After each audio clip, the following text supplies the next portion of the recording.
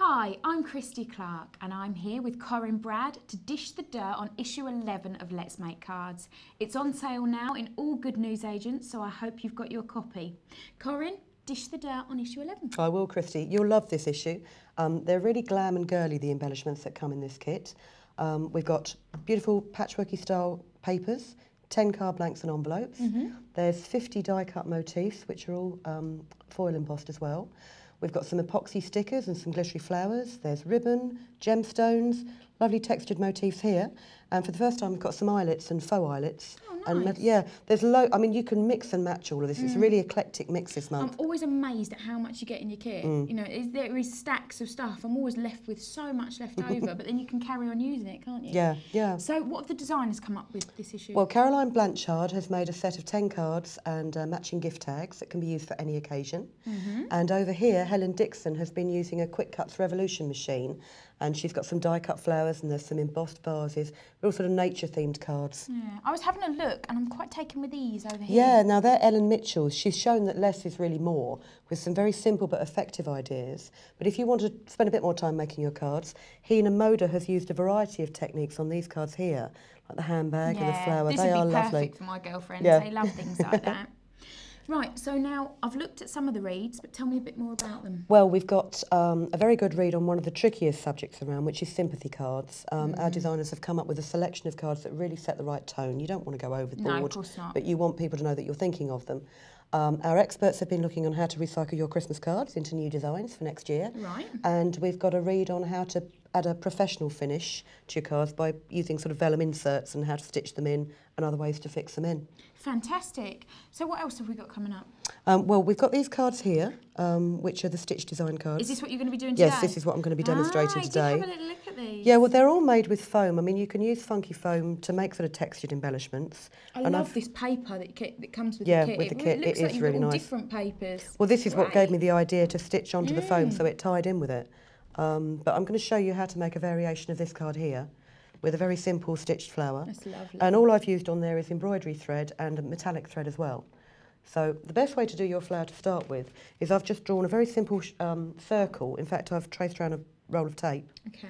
And if you divide your circle up into 6 and then draw your petal shapes. So you did it freehand? Yeah, did it freehand. That's I mean, nice. if you've got a die cut machine, it's much, much quicker. And then all you need to do is just take a pair of small, sharp scissors. I knew I'd have trouble with that. Yeah, no, it's not at all. And just cut around the outside of it.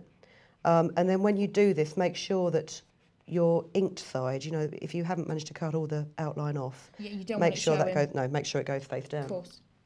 Once you've cut it all out, what you can do is just stitch into it with a small running stitch.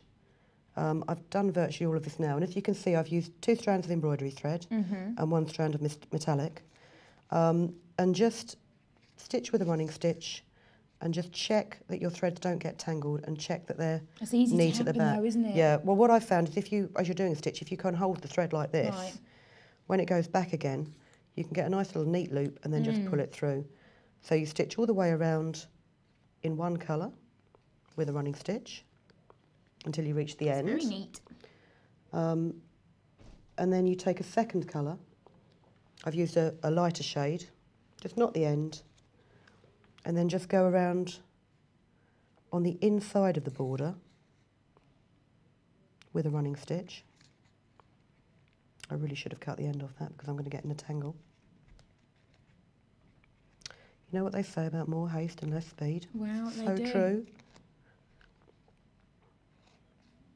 But if you just carry on around the inside of it, We'll skip past that. we will bit, skip Corinne. past We'll that skip bit. past that. But with the foam, and as long as you use a sharp needle and not an embroidery needle, then it's enough to pierce through the foam.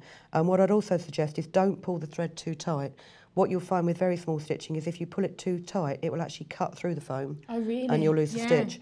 So there's your first one. And then all you need to do is very simply cut a circle of a different colour foam. And this will give your next flower a bit of height, so it stands proud of the first one. Bit of clear glue in the centre of this. Stick a foam circle on it. Aw. Again, there's another smaller flower here, which has just been made by drawing a circle, dividing it into 6 again, and then very swiftly cut around the outside of it. It doesn't matter if you don't follow the lines completely. Well, that gives it a bit more of an edgier look, doesn't it? Make sure that everything is completely different. What you should try and do is just make sure the centre of your flower, the petals come down to the centre, otherwise it will look very lopsided. I always like it when you do these freehand, because it does give it a better look. If everything is, you know, perfect, it's... I mean, there are some great die-cut machines out there. There's some great templates out there as well. But if you're only going to make one card of a particular type, is it worth spending out the money to get that template when you could first of all have a go at it freehand? Yeah. I mean, a lot of the stuff I cut by paper, I cut freehand with a scalpel, and it's time consuming, but I'd rather save the money because I'm tight-fisted. Who wouldn't? So there's your second flower. It's just cut out. And I've just dropped the glue. I'll use a Pritt stick. You can tell it's going to be one of those days, can't you? I can. Glue that into the centre, and then I've just got a small blue middle for that. Now, I haven't used paper from the kit. I've used a different patchworky style paper. Right. This is a K&Co paper, but I've made sure the colours of the flower coordinate with this. And then if you just... But that's what we always say, though, isn't it? You get a fab kit, but you can add to it, add yeah. different accents. It's always the best way to do it. And the other thing is that people who have used the kit, you can, you know, when you've made your cards from the kit, grab the next piece of paper that you can find and repeat that card, and it will look completely different. Yeah. All I'm going to do with this, though, is just take a length of ribbon, glue it along the top edge of the piece of paper. I'd normally use double-sided sticky tape, but again, with it being one of those days, I don't have it. Glue a piece of ribbon to the top. Trim it neatly with a pair of sharp scissors. And then just take your flower and glue it so it stands slightly proud of the card. And then just to finish it, now whether these will stick with the Pritt stick, I have no idea. Just put on some little gemstones. There's plenty of gemstones in the kit. They're slightly smaller than this. Bag, don't you? Yes. Quite plenty in there. And there's 4 different colours as well. So there's plenty of scope. You know, you can make loads of flowers like this. And to be honest, you get, God only knows how many flowers you'd get out of one sheet of foam. Really? But craft foam, you know, you can pick it up at most good craft shops.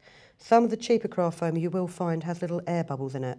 Because it's, I think it's neoprene. It's like the stuff they make wetsuits out of. Oh, right. But, you know, most of the air bubbles are small, so you can cut your designs around them so they don't show. So, the gems finished it off nicely. Yeah. And on this card here, what I've done is I've added a greeting, sorry you're leaving from the kit, and just another little flower.